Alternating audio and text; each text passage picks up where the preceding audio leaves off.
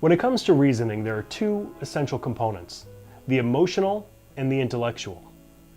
Imagine we know this guy named Hank, and we think he happens to be a jerk. Yet we find out that he received the Humanitarian of the Year award. Now what do? Well, probably we're still going to think he's a jerk, but we might say something like, well, he probably just got lucky. Or maybe, well, you know what, they don't know him as well as I do. This is an example of what's called conservatism. Conservatism is the tendency to revise one's belief insufficiently when presented with new information or new evidence.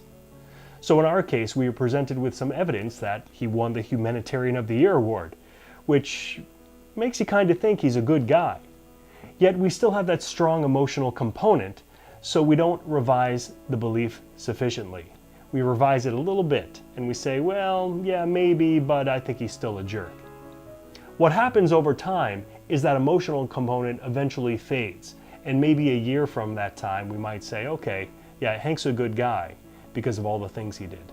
So as the emotional component decreases, the intellectual one could kind of take over and bring us to the right conclusions.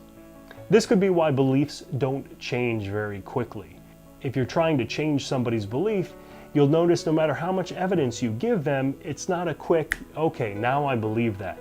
It's generally, well, you know, I don't know, it still doesn't feel right.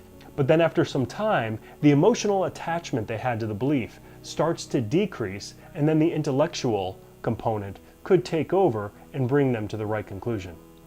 So the key is, be patient when trying to change somebody's belief.